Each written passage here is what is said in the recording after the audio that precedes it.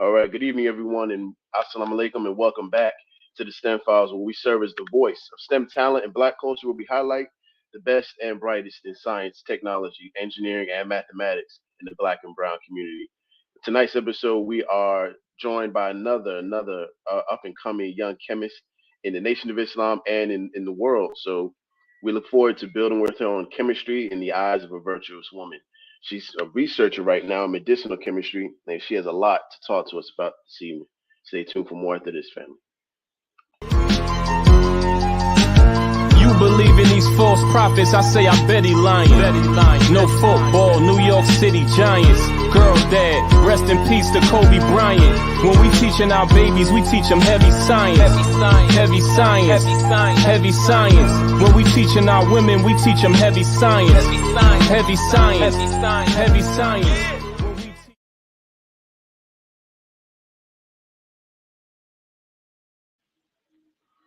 All right, and as the opening intro always states, we teach men, women, and children heavy science, and we strive on the STEM files to give you the best that we have to offer in our communities when it comes to science, tech, Right, engineering, and right. mathematics. My name is Tariq Muhammad, aka Tariq Cardiac. I am one third of the co-host of the STEM files. My background is in cardiovascular pathobiology, which is the study of how diseases form in the heart and blood vessels. Jabril. Yes, sir. Peace, love, and blessings, everyone. Assalamu alaikum. Jabril Muhammad, aka Jabrilian Engineer, a civilian mechanical engineer with a focus on naval ship fluid systems and a background in material science and engineering. Studied the various materials classes, how they can be utilized for different applications. I'm excited for tonight.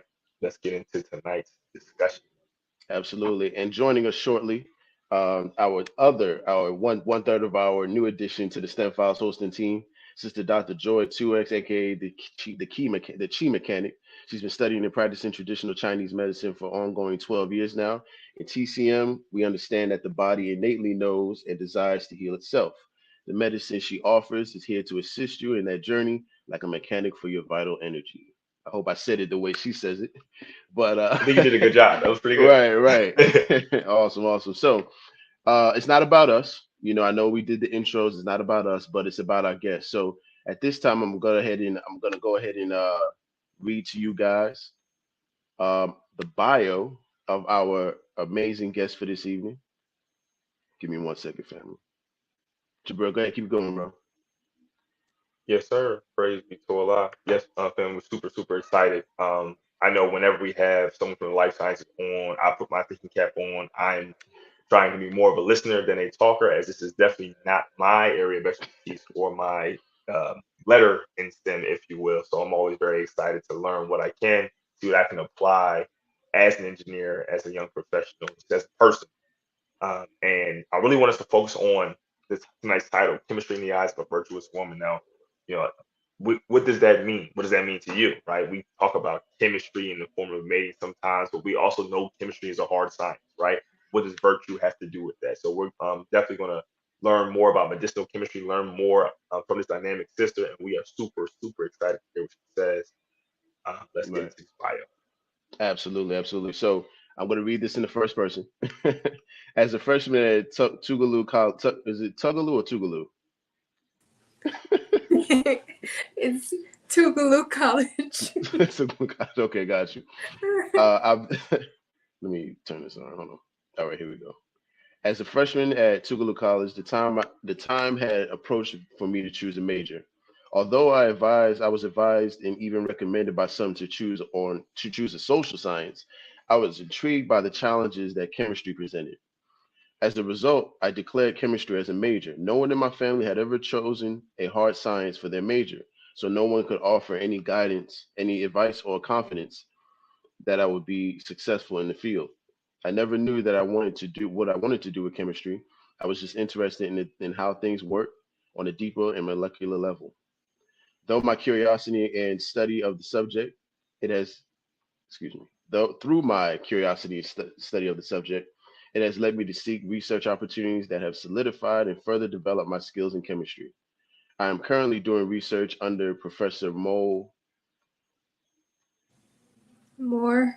Moore, gotcha, at UIC in organic synthesis, specifically on projects in medicinal chemistry. and this is my second year doing research. I believe embarking on this journey of chemistry has led me to be a sign of encouragement for many of my African American peers, and I hope to continue to inspire them to pursue disciplines that are expected to intimidate us. So much to unpack there, right? So much to unpack there. So without any further ado, please welcome to the platform Sister Asalah Muhammad. Assalamu alaikum. Excellent, excellent. So we in just in the first two sentences of your bio, right? Mm. You know, it was expected that you were going to go into a social science. So Yeah. so was this advised by your academic institution or by your family? A little bit of both. So uh, when I first got into college, I basically was like I needed some type of like guidance in terms of what gen ed courses to choose. And so I had asked my aunt and was just like, hey, like I'm thinking, can you like give me some insight on what I should kind of choose for my courses so I can get through them? And so she was giving me some insight, but then I was like, what about intro to chemistry? And she was like, no, you're probably going to fail that. And I was like, oh, Ooh, ooh, ooh, yeah, I was like, oh, okay. But she had said that now in terms of how my brain works, when someone is advising me through kind of like discouragement, because this is how they were advised or this is how they were um, kind of guided, my brain takes that as a challenge and I'm like, okay, now I'm going to do it just to see if I can. And so I took intro to chem, even though the class was full. I kind of forced my way in there. So I took that, I did pretty well in that class. I enjoyed the class. There was like nothing but seniors in there, which was very interesting. But I did enjoy that class. But from there, I think I was just like, I think I want to possibly take on chemistry and like make it my major. So that's kind of, but in terms of also like being recommended by academic advisors, I think my first job was as like, not a librarian, but I worked in the archives. And so I would, of course, like converse with my boss or whatever. And, when he would ask me like, oh, what's your major? And I would be like, it's chemistry, because I was so kind of like passionate about certain social like movements or just let's say the relationship between Black Americans and Christianity and how this relationship has been kind of toxic. And so I was kind of like passionate in like conversations like that. And because of my passion and how much I knew, it was like, oh, well, why don't you just, choose sociology since you're like into, things like that? Why choose chemistry? It seems so like a tangent from almost like who you are. Like that might not be for you. Mm. And so with all of this discouragement, even though it wasn't really meant to like, what do you call it? I It guess wasn't intentionally. They weren't intentionally trying to discourage you. exactly. It was not an Right. intentional thing. But the way that, again, my brain works, when you say stuff like that, I'm like, that is a sign that I should continue. So that's kind of one of the things that has led me to where I am now. So. Excellent, excellent. Praise be to God. I think to that point, this is a lesson, and I really want to really emphasize this that we as people are not one dimensional, right? So whatever your major is, the food you like at one point, artists you like, whatever your interest is, doesn't mean it's your sole interest, nor the thing that you should be doing or the only thing you can do, right? So sometimes we quote unquote fall into something and we fall in love with it. Mhm. And we take it and we apply pressure and we become an expert. And there is something to be said about someone who is interested in relationships among people and then gets into a subject dealing with chemical reactions. So there's a bit of a connect there if we do a little bit of study. Right. And so with that, I think it's a very beautiful starting point because a lot of times we kind of hear whether it's on the platform or in conversation. Oh, well, my mom was this, my dad was this. I started in this program. Not like, oh, I need a class to take. Let me take intro to chemistry. And now I like chemistry, now I pursue it. So now I'm into Right. medicinal chemistry. That's a very unique story. And it kind of shows you that at any given time, you can kind of try something that's out your comfort zone. And also, you don't necessarily have to have everything figured out about your life or in life at every point in your development. So I Right. definitely am appreciative of you sharing that. And I hope that it's inspiration for those to like kind of, challenge themselves a bit, go out their comfort zone and see, really what they can achieve and accomplish. Absolutely. And I got to bear witness to that too. My freshman year at Virginia State, um, I was on the pre-med track.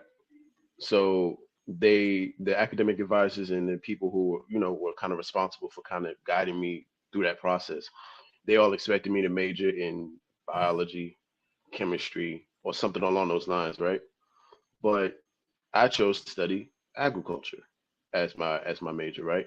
Because I wanted to get to the root of why, just kind of get to the root of how plants, how just to kind of get to the root of the medicinal properties of plants, right? And I Mhm. felt I could do that better with agriculture, right? So let me ask you this, being that you chose chemistry instead of social science, how do you see yourself using chemistry to unpack social issues? Mm. Well, that's a good question.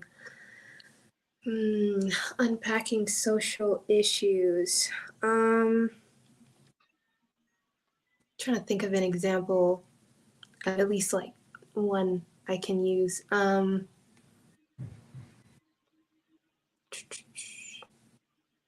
Can I ask a follow up, maybe Yeah. to clarify? Mhm. So you're currently a researcher in medicinal chemistry. Right. Right. So is there a connection, in your opinion, between medicinal chemistry and certain social issues that may either plague our community or people as a whole? If you feel there is a connection, um, could you kind of maybe expand on said connection a little bit? I think that, okay, so something that I kind of discovered, I guess, well, not discovered, but just kind of came to my mind when I was presenting my research at NOCHE conference, was as I was presenting my research, I kind of realized how much I wanted to, if I were to go into synthesis or organic synthesis, like perhaps synthesize drugs from plants. Um, and so I was thinking about kind of our relationship with drugs, how we kind of use it for like everything. We don't use it. I feel like we don't use it to like work with the body. Um, Mm, like we don't really use drugs to kind of make our body do what it's already naturally supposed to do, what it's already like naturally inclined to do. We kind of just use it to just like complete the whole thing. Like we like whatever the outcome is, we're like, this drug will do it.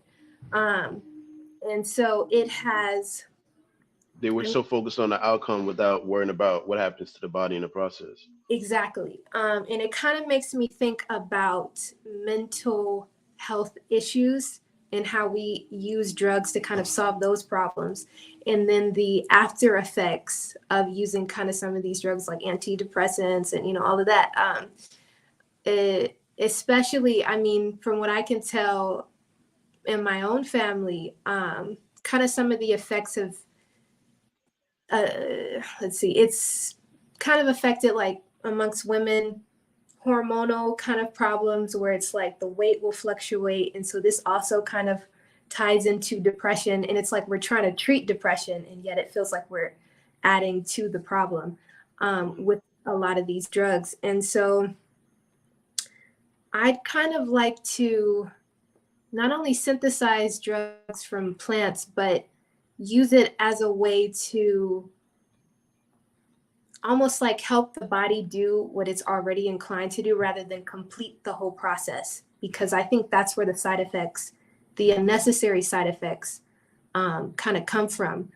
But because we're so kind of used to things being done for us, or just kind of like a quick effect, a quick outcome, you know, we're not very attracted to processes, because the thing about these drugs is it's supposed to cut down on the process to get you to the outcome quicker.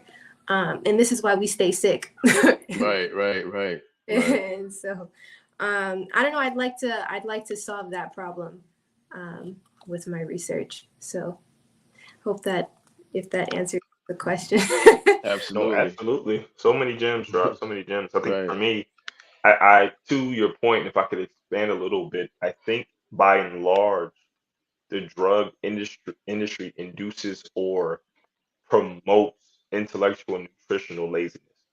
Yes. So Yes. by and large, the goal when going for something over the counter or even going to get a prescription from the pharmacy or a doctor is to heal or get over whatever this is in a short amount of time, or continue to treat this thing by shutting a receptor off or deadening a certain response, as opposed to actually treating and either increasing or decreasing or adjusting the body's chemistry to greater homeostasis, right? So by and large, when we look at drugs, right, we're typically trying to affect change in our body's chemistry to feel a certain way to detach from society, or we're trying to shut something off versus actually go to the root of it to just shut off the response so that we can make it through our day, whether it's a headache, toothache, or what have you, right? But what you're speaking to, and I know Dr. Joy is very Oh yeah. passionate about I this was as just thinking well, about like that. allowing the Yeah, body that would be to great. do what it is supposed to do and what it Right. is designed to do, working in conjunction with it. So whatever we make, if we want to call it a drug, nutraceutical, pharmaceutical supplement, and what have you, it should help the body to do what the body is designed to do, as opposed to interfere with the body's natural processes to affect a very temporary and lackluster change. Right. Exactly. And we had a brother on the show, brother Victor Muhammad, and he's a biomedical scientist. He's been one for over close to 40 years now. And he talked about, well, he produces a product that helps to boost the immune system or work with the body's natural immunity to produce the weapons that are needed to fight off viruses and different things like that, right? So he calls his a bionutraceutical. And by definition, a bionutraceutical is a biological substance that is already found in nature that is applied to another biological organism for the benefit of boosting that organism's already natural and innate immunity. So I just wanted to stress how important terminology is when it comes to whatever it is that we're taking. The difference between a pharmaceutical, a bionutraceutical, a nutraceutical, or a regular run-of-the-mill gene therapy. Even all of these different things are classified because of how they function with the body. you know. So the pharmaceutical is like the worst. It That's like is. the foreign, you know. So we Yeah. appreciate that. Dr. Joyce is gonna be joining us in a few minutes, and trust me, she is the questions that she has is gonna like, you know, that I can't wait to see her questions for topics like that. Um, Exciting. so Sister Asalah, Mhm. we're talking about inspiration, right?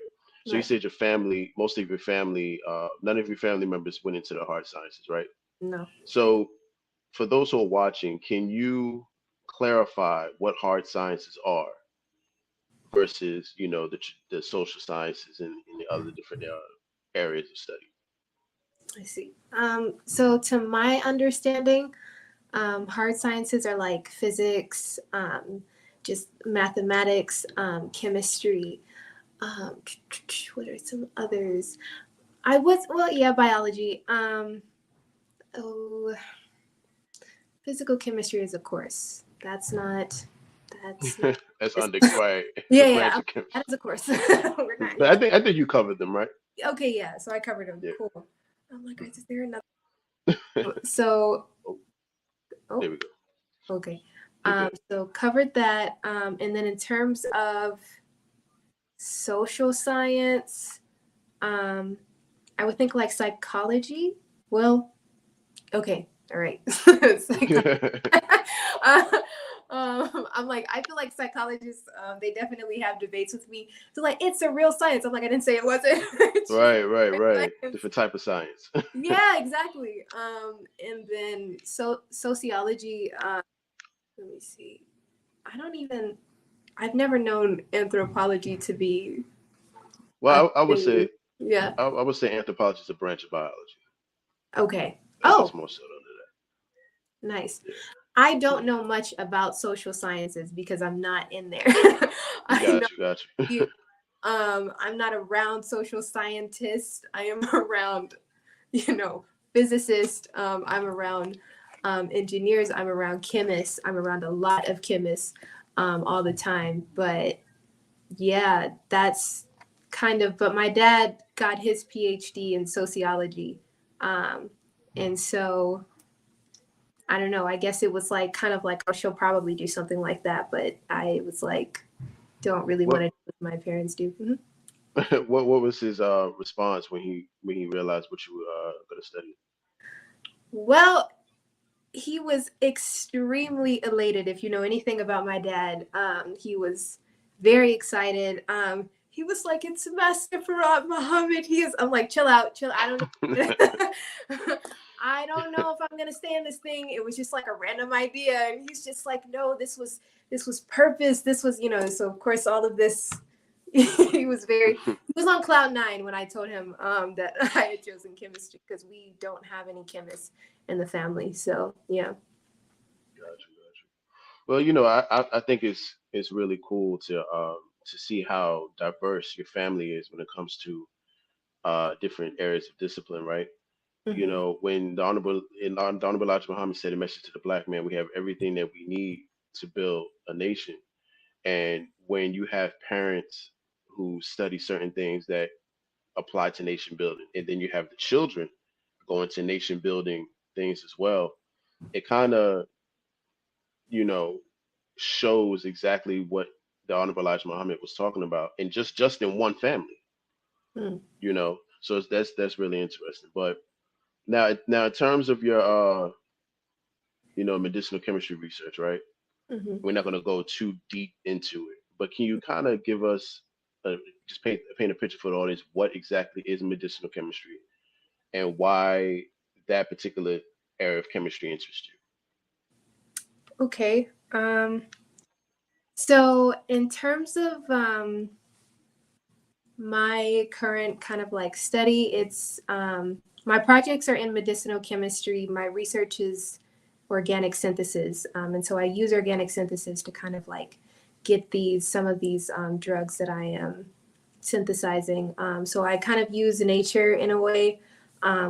Whatever's kind of like out in nature was already kind of made by like plants. I synthesized that in the lab. And so I would say, to my understanding, medicinal chemistry is just like, I don't want to say the making of medicine, but it's like, for me, I'm synthesizing drugs. But it's not just like regular drugs. Like for me, I'm synthesizing things that have already been made in nature, but I'm just simply synthesizing it with the materials in the lab.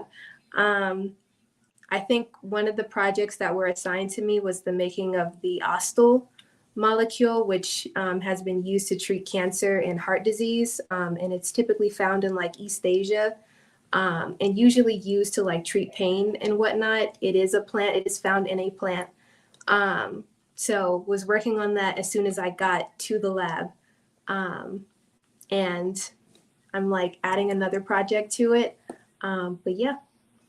Nice, So nice. I have a question. So I love what you talked about when you reference that what you're doing is synthesizing something that's already in nature. So I have a question, and my mind goes to this something that's already naturally occurring. I guess what is the purpose or what is the goal of synthesizing a naturally occurring substance or um, naturally occurring substance in nature, and what is the goal to do once it's finally been synthesized? Is it simply to make something more bioavailable, make something more potent, or what have you? What are some of the directions you can go after you've synthesized? Well, some of the directions, well, not only can it be like more bioavailable, sometimes depending on like what it is in nature, maybe it's toxic or maybe it has too many uses. And so any drug that has too many uses is not a good drug. And so you may want to add something to it in order to make it more specific to a certain use. And so that's kind of what you can use organic synthesis to do. Not only make it more available to the public, but also just like maybe tailor its function because it has too many. And then, or like something that I made recently was a cyano group. And it's used in natural products, used in natural drugs and whatnot. But usually when you think of anything with cyanide, it's very it's toxic. Yeah. But I made it with all non-toxic reagents, which means you can very well take it in the body and the body won't reject it. Like it's not toxic to your body when consumed. So that's kind of some of the things that we've done in the lab, the significance of organic synthesis. Let me ask you this. You know, we take pride on the STEM files and the scientists being able to explain what they do to a layperson, right? So when you talk about cyanide and, you know, that's a very, very volatile, you know, substance. And when you said that you were able to do certain things with it to make it non-volatile or not have any type of deleterious effects on the body, right?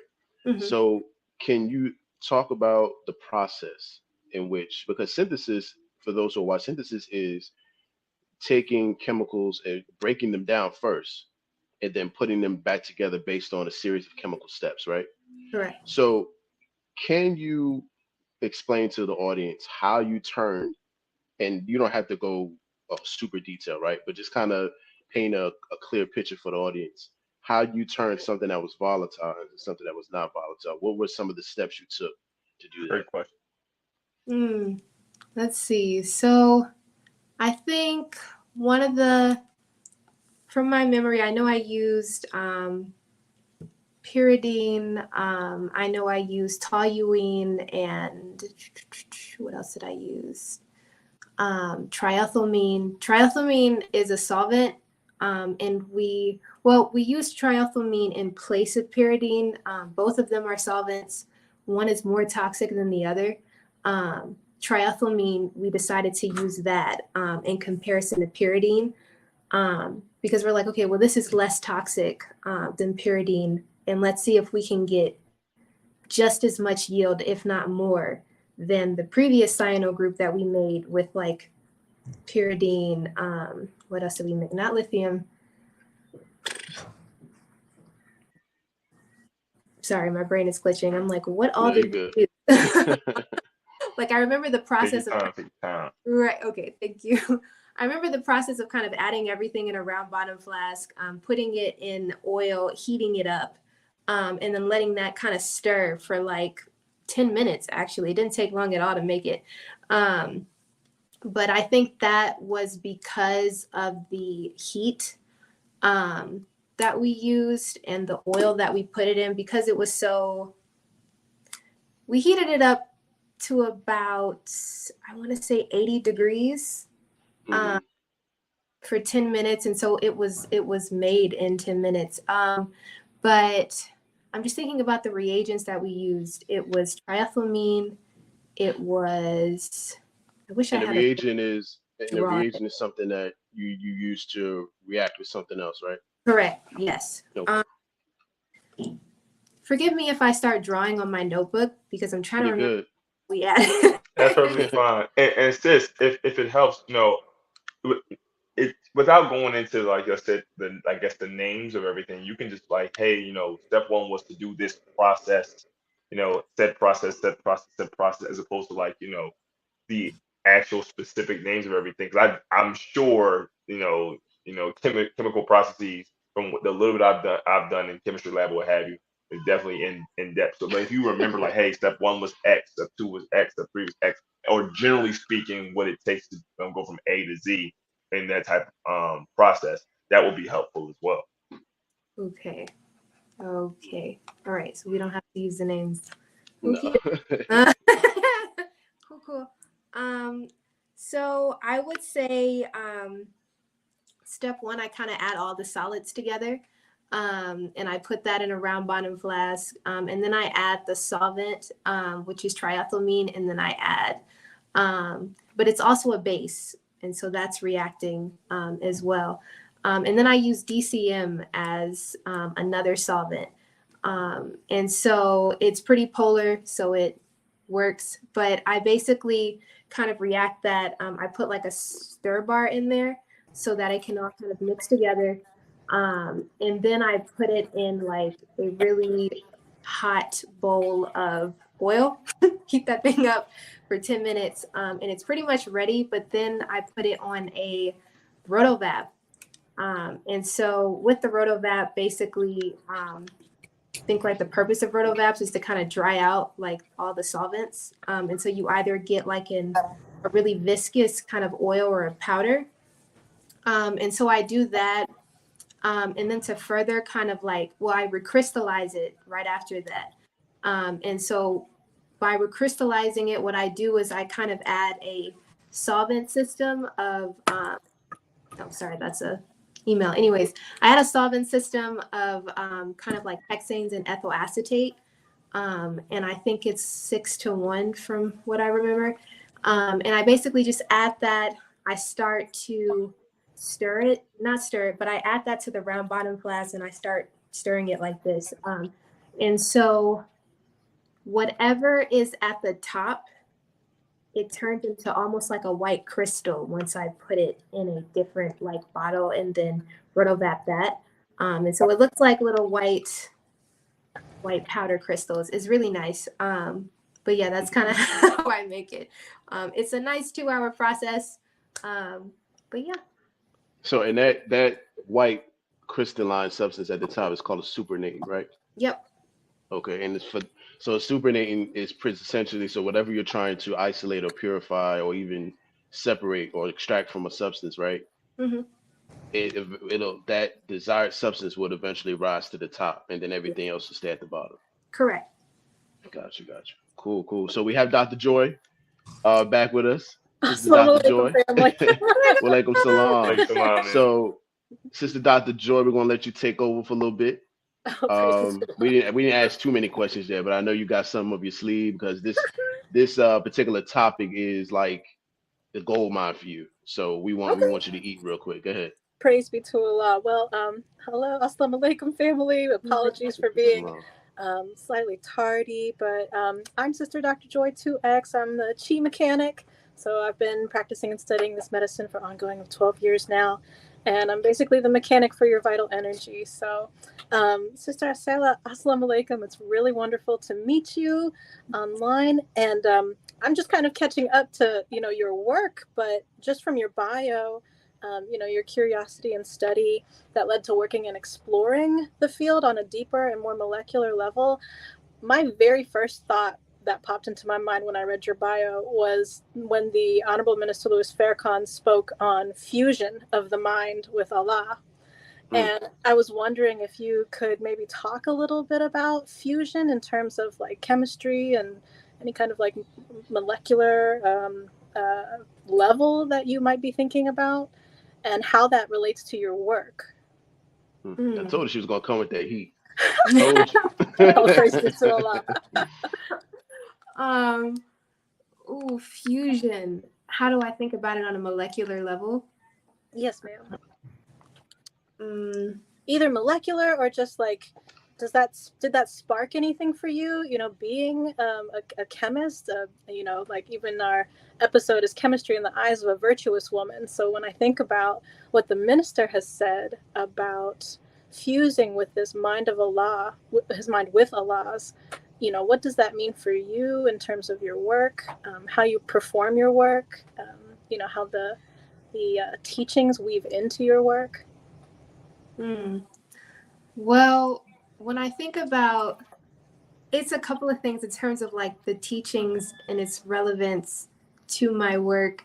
It's actually more personable than I guess it would be expected to be, excuse me. But I remember in the criteria, and this was kind of during the time that I was thinking about like dropping chemistry, because I just, Wow.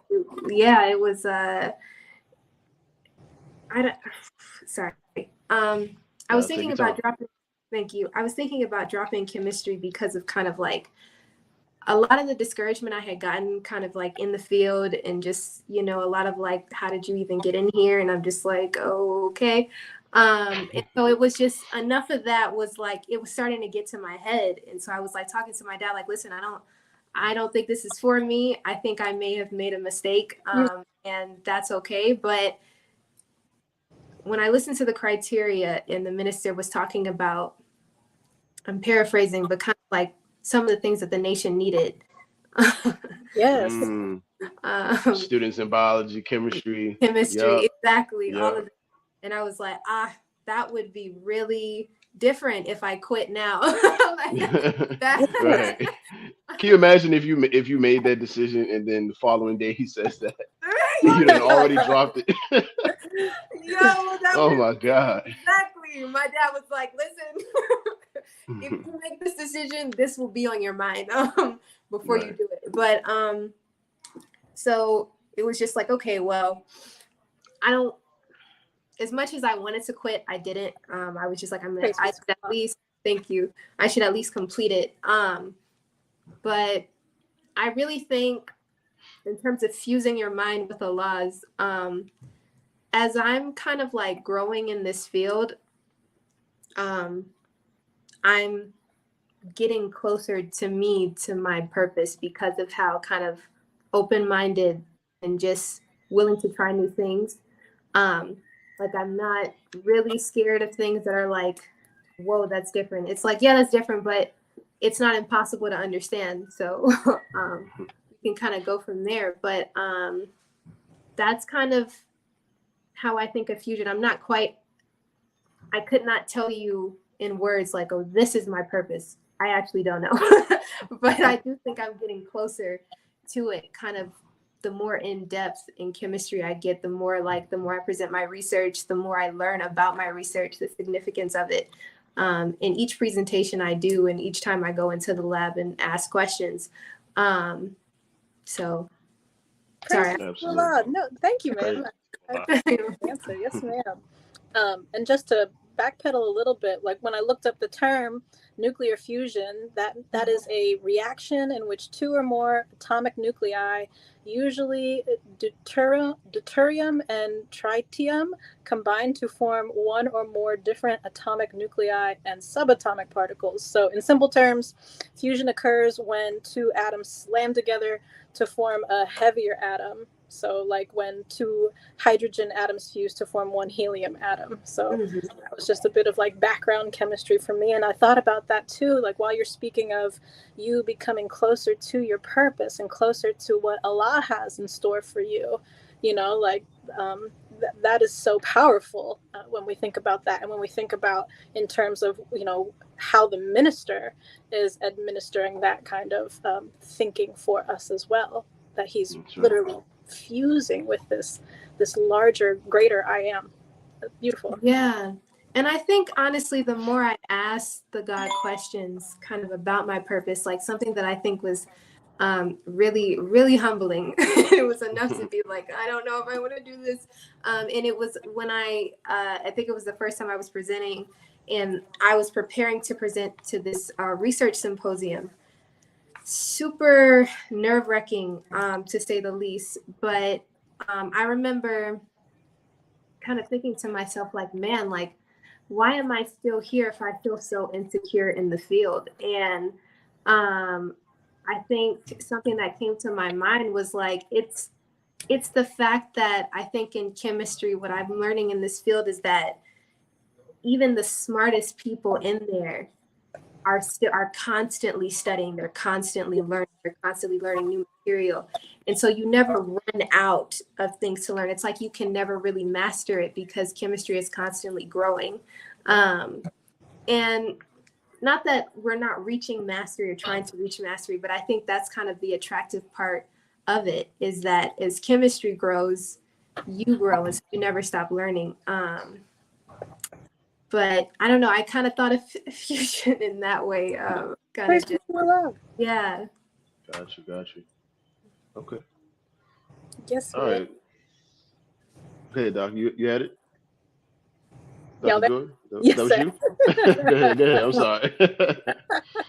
That's all right. Well, I was just going to add on that even in our group chat the other day, we were talking about closing the gap study guide number 20 that we're all currently on, and how, you know, when we're talking about just honing in on your craft, honing in on your passion, and really refining your purpose, you know, success in any period of time means the mastery of difficulty. Mm-hmm. And so that is exactly like verbatim what the minister has talked about. And Brother Tariq, you mentioned this as well, that the Honorable Minister Louis Farrakhan, he said that pain is the mother of creativity. So while we're going through this evolution of, you know, becoming better and better students, even, right, that our creativity is birthing through that, and with creativity that also leads to you know, more glorification of our talents and our purpose for Allah. That's right.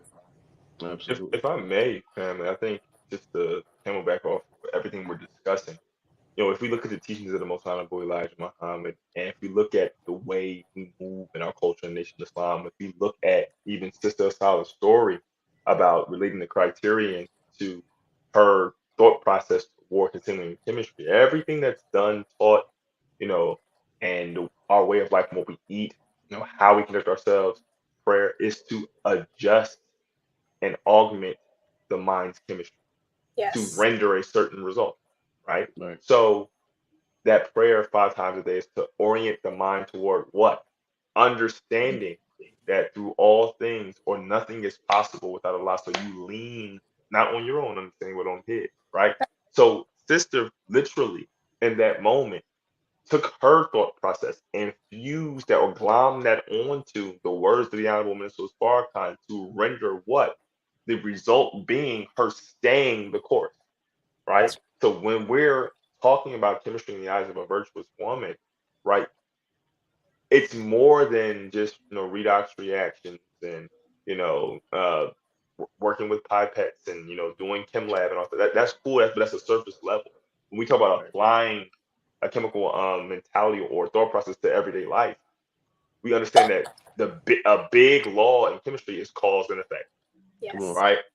I initiate said reaction by mixing some things together, right? Heating something up, cooling something down, or what have you, right? There's an energy transfer, and I have a product or a result, right?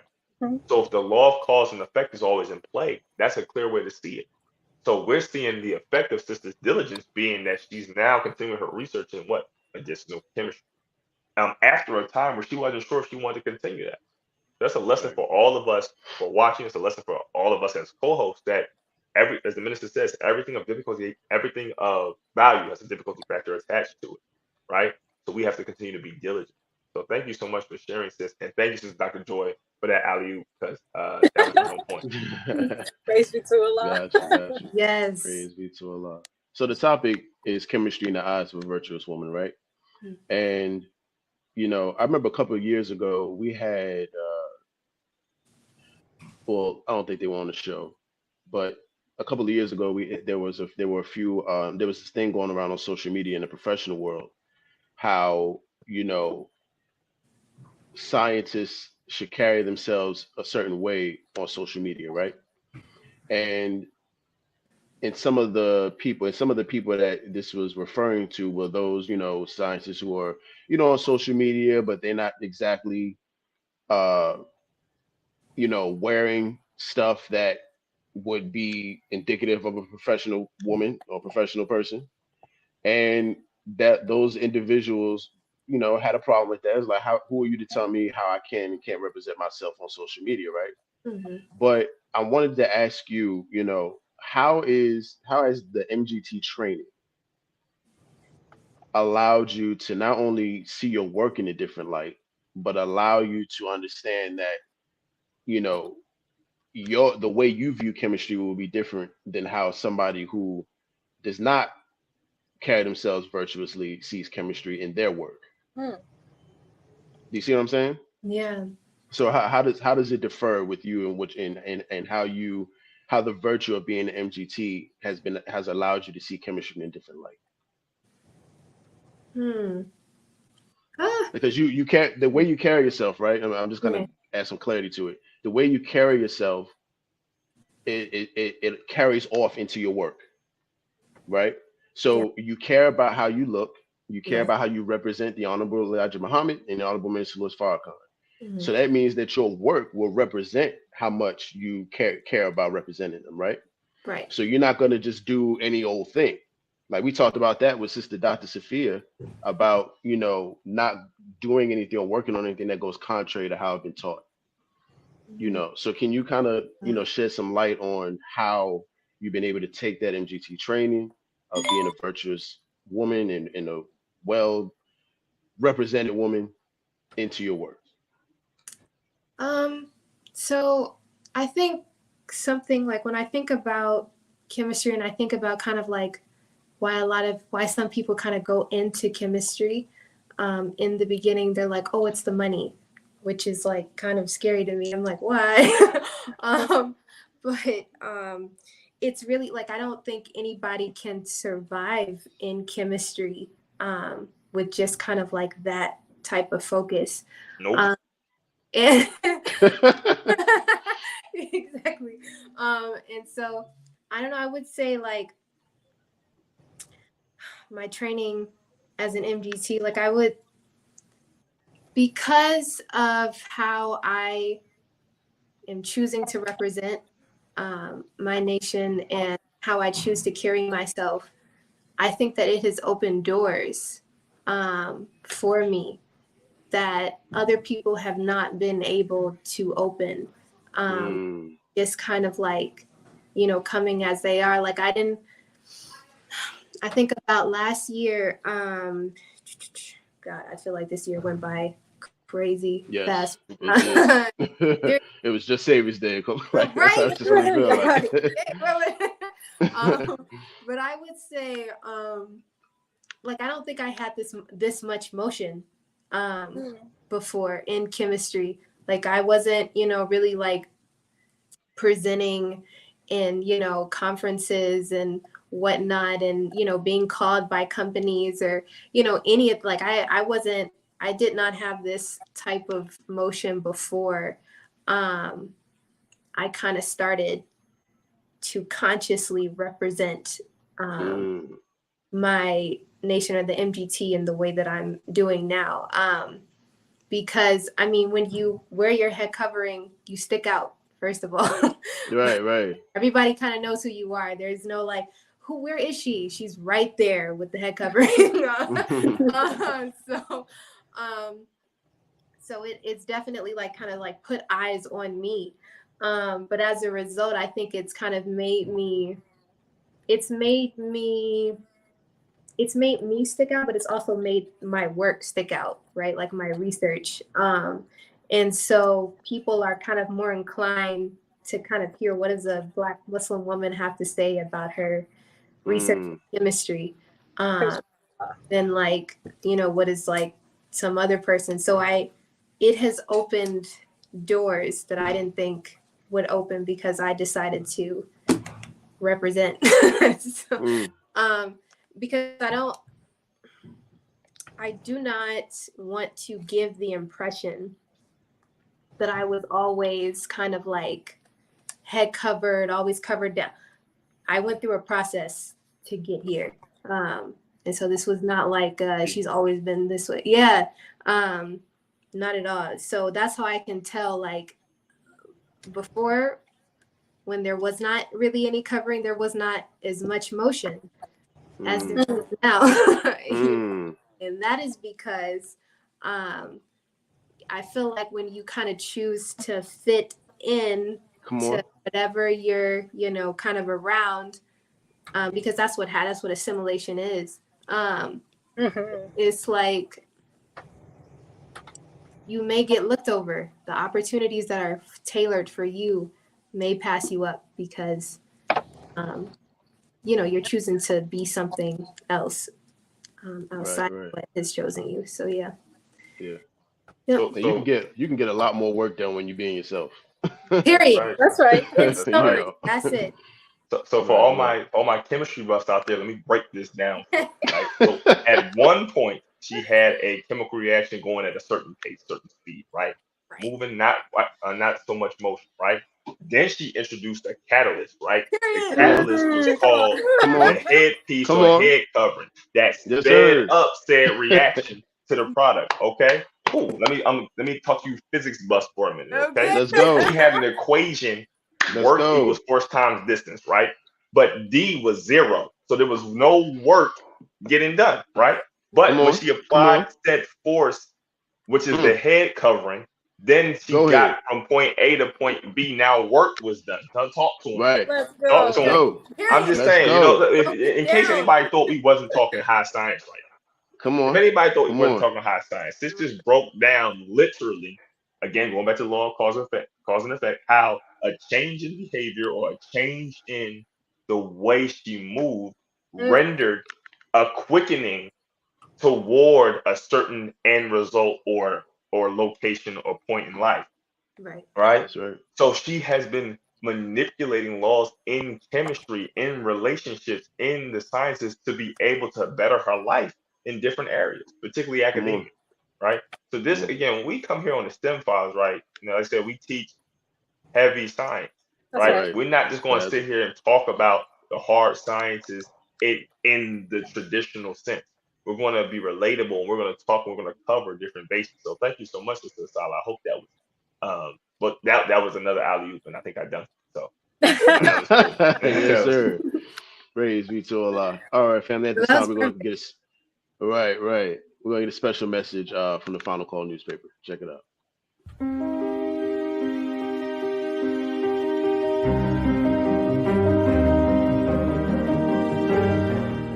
Now you can get the same uncompromising truth you've come to expect from the Final Call newspaper on all your connected devices.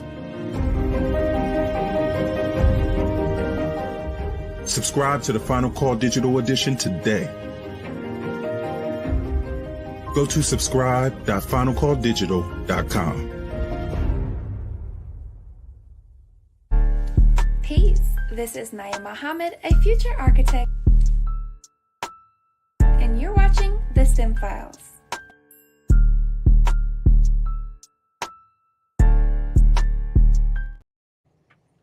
You know what? Speaking of Naya, Sister Naya, you know, she's up there with you in Chicago, right?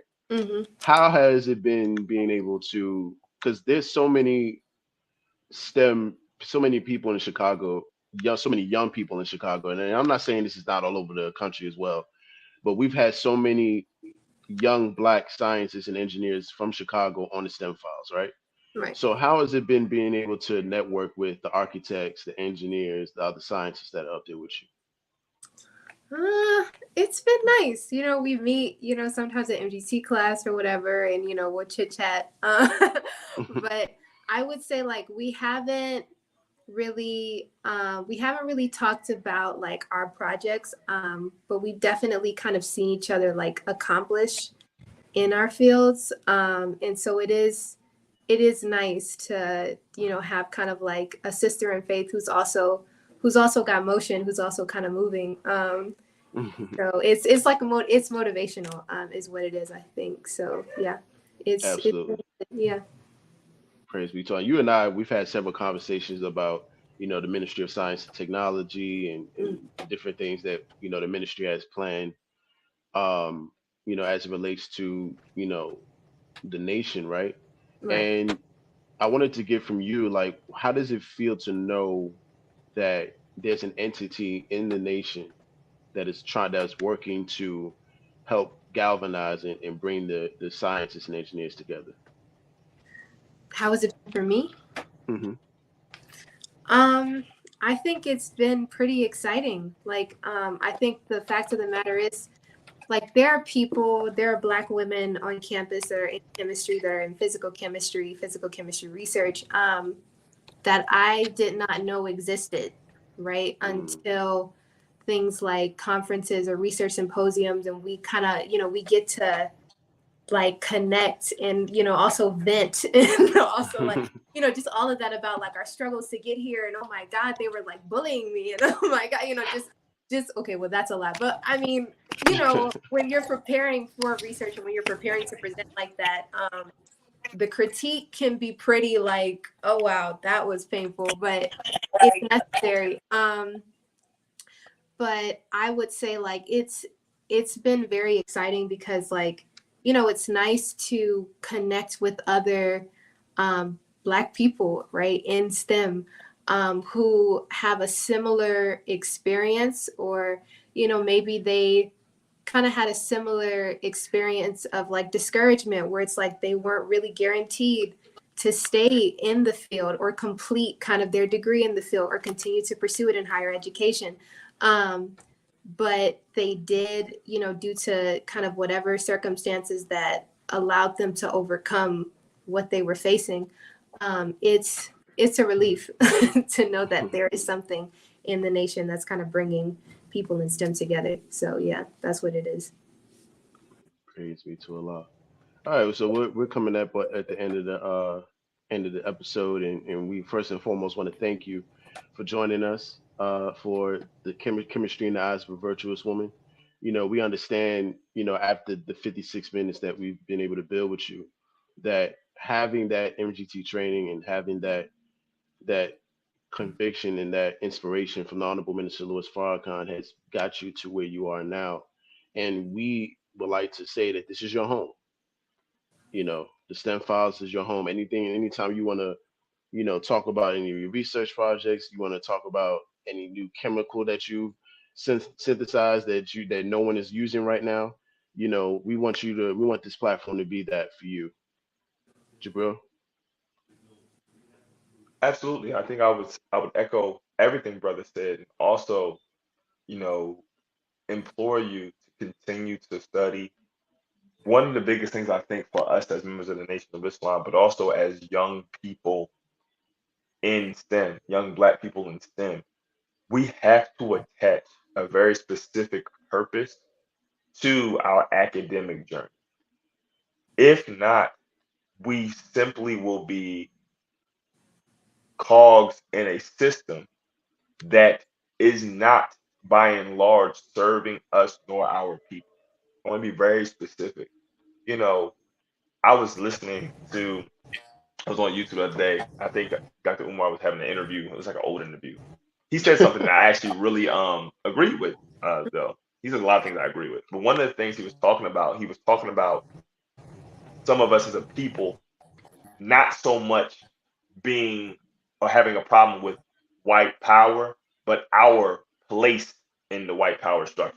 So, for example, if white people are in power, that's cool as long as I got a nice house, pension, you know, um, car, make a good amount of money or what have you. So I don't have or experience the Black experience. So I'm cool over here, right? But so now how does that relate to us in STEM or us who pursue STEM professions? We have to be very specific and understand that if what I'm pursuing or studying is not serving myself, my family, my nation, society as a whole, then what am I doing it for? It can't be just to secure the bag. Like you said, STEM is too hard just to do it for money. Come on. You know how many times on average we want, like, probably the average STEM professional wants to quit, or like, bro, you had moments like, so you have to be so in love with the process and the next phase of the journey, which is helping your people to keep you moving. So I would just encourage you to do that. Encourage all of the listeners, people who are watching, or our audience to do that. And again, thank you so much for gracing us with your presence. We look forward to seeing all you do, being a resource to you, and vice versa. and let's get busy. So I'm so excited for what you do. And Sister Dr. Joy also sends her regards as well. She apologized. She had some technical difficulties. So, but she definitely wishes you the same thing. She appreciates you. She wants you to know that, everything that you do is of value to your nation.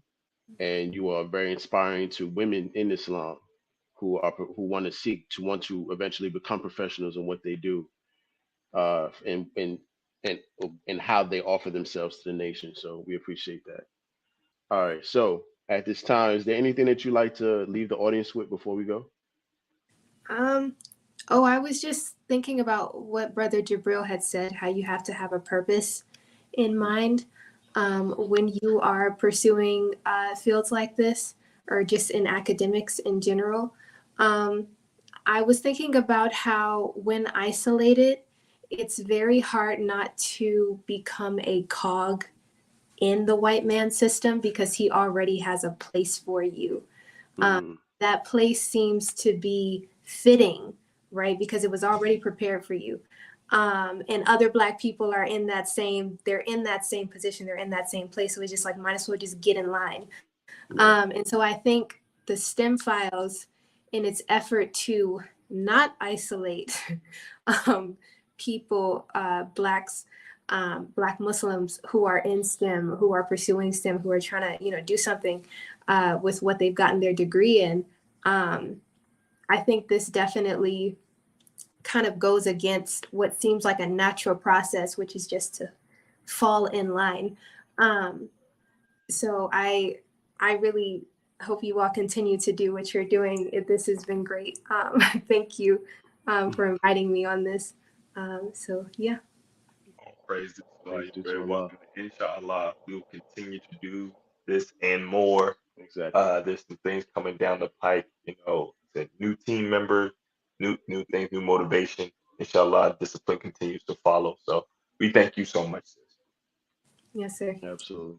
And family, once again, thank you all for tuning in to another edition of the STEM Files, where we serve as the voice of STEM talent and Black culture. Our next episode, we got a brother from Japan. I cannot remember his name, and I'm gonna edit this part anyway. So, but we thank you all for tuning into the STEM Files. This has been another incredible episode. I've learned so much. Even with my life sciences background, I've learned a lot, and I appreciate Sister Asalah. I appreciate Brother Jabril, Sister Dr. Joy, and we look forward to seeing you all again.